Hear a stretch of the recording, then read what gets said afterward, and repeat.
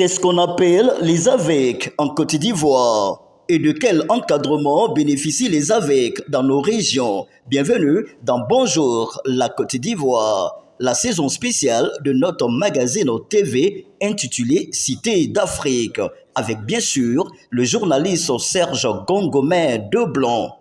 Eh bien, les AVEC, ce sont les associations villageoises d'épargne de crédit, encore appelées associations de valorisation de l'entraide communautaire, un système d'épargne et de crédit communautaire pour lutter contre la pauvreté en milieu rural.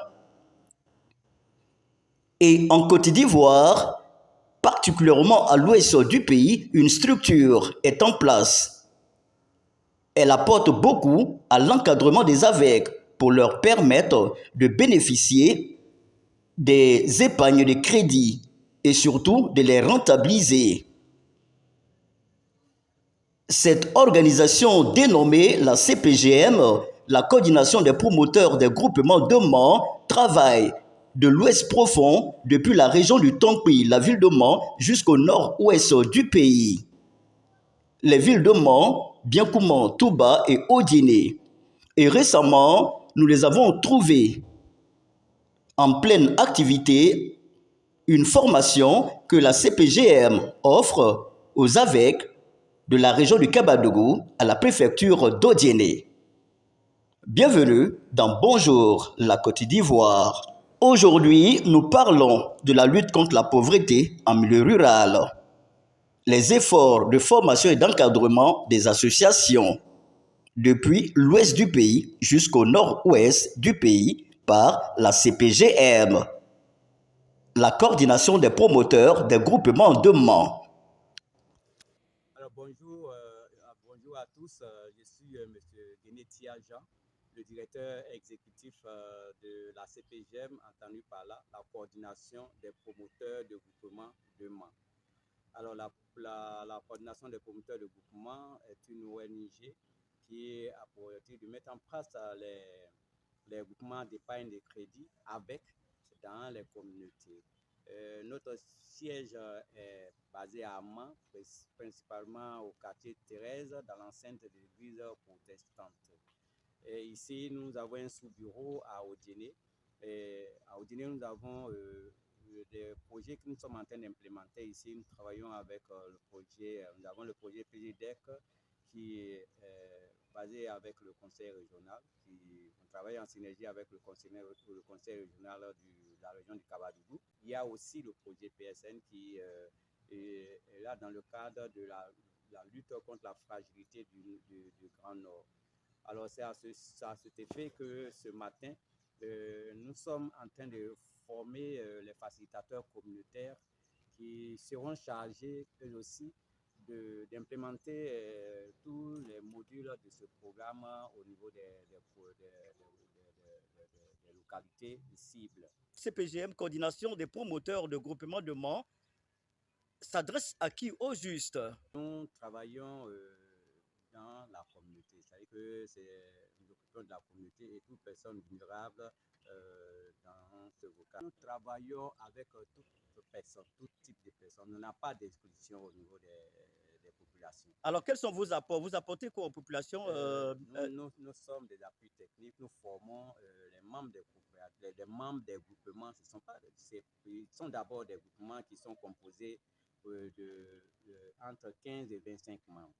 Alors, ces personnes-là sont appelées à mettre en place le dispositif avec les associations villageoises d'épargne et de crédit, qui est aujourd'hui appelée association de valorisation et d'entraide communautaire.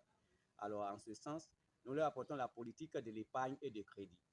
Vous voyez, aujourd'hui, ils ont des modules et les membres des groupements qui sont là, qui sont très bien organisés, qui mènent des activités d'épargne et elles épargnent et en train de elles font des crédits entre elles. C'est pour pouvoir mener les activités génératives et de revenus. Aujourd'hui, tendance, on a l'impression que nous sommes tous pauvres dans la localité, mais c'est de pouvoir bien organiser nos activités. L'État ivoirien est en train de mettre en place des dispositifs pour que toutes les localités soient développées. Alors, ce développement-là ne peut pas quitter ailleurs. seulement il y a la partition de l'État, il y a la partition aussi de nous en tant que communautaire. Personne d'autre ne viendra développer notre région à notre place si ce n'est pas nous-mêmes. Alors quand les femmes sont mises en avec, elles vont avoir la disposition, la possibilité de l'épargne et des crédits. Et dans ce groupement, ils se font d'abord, elles ont la politique, elles font des épargnes. Et après les épargnes, elles se font des crédits entre eux qui est remboursé à hauteur d'un pourcentage équivalent de 5 à 10%. Et elles mènent des activités et quelques temps après, elles viennent rembourser au sein du groupement. Là, cette politique, une fois que ces personnes-là sont vraiment habituées à ça, à la fin du cycle, le cycle dure au moins un an. Et après, à la fin du cycle, il y a le premier partage et quand elles finissent de faire le partage, elles vont partager tout ce qu'elles ont comme mobilisation de ressources, sauf le fonds de solidarité qu'elles gardent au sein de leur caisse pour faire le fonds de roulement au prochain cycle. Alors, en ce sens-là, ces groupements sont légalisés, ils ont leur statut règlement intérieur qui est là et sont maintenant mis en lien avec les institutions des microfinances qui peuvent aussi leur faire des prêts. Et voilà un peu comment les choses se font. Déjà, en quelque sorte, vous les aidez à mieux s'organiser? Non, l'organisation, c'est clair. Il faut d'abord organiser la population. Il faut organiser la population sur le problème de choses d'épargne et de crédit. Aujourd'hui, on voit que beaucoup de nos concitoyens font de l'épargne, ils empruntent l'argent, mais ils ne savent pas ce que c'est. Parce qu'au sein de ces groupements-là, on leur apprend aussi à faire leur plan d'affaires. Donc, du coup, quelqu'un qui veut mener des activités, ils ont un plan d'affaires bien précis et savent dans quel objectif elle doit partir. Et ça marche. Quand quelqu'un fait son plan d'affaires, déjà, c'est pour mener des activités génératives de revenus. Elle sait quels sont les investissements qu'elle doit fournir, quelle est l'activité qu'elle doit faire est promoteur ou n'est pas promoteur. Elles peuvent savoir déjà à partir de son plan d'affaires. Donc, du coup, elle a des ressources. Déjà, on leur permet d'avoir d'abord leur rapport personnel qui sont ce qu'elles ont au sein de leur groupement et ainsi de suite. Quand elles sont liées aux institutions de microfinance, déjà, ils peuvent avoir des prêts. Déjà, là-bas, ils font des prêts. Ce ne sont pas des prêts qui sont non remboursables. Ils vont rembourser. Or, au sein de leur groupement, déjà, ils ont cette politique. Ils ont appris à faire des prêts. Ils ont appris à rembourser avec les intérêts. Donc, aller déjà vers l'institution financière ne leur posera plus de problème.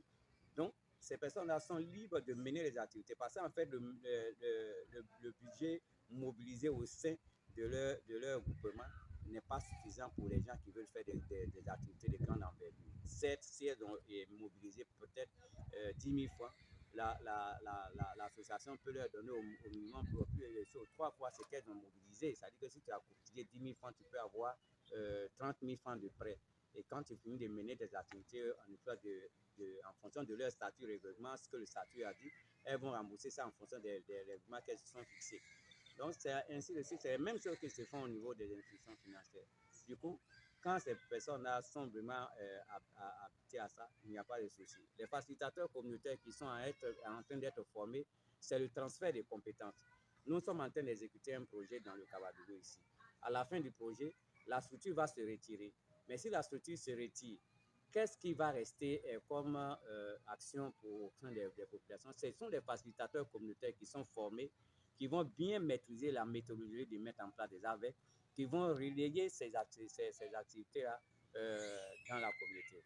Du coup, il y aura des groupements spontanés, des groupements par imitation qui vont naître.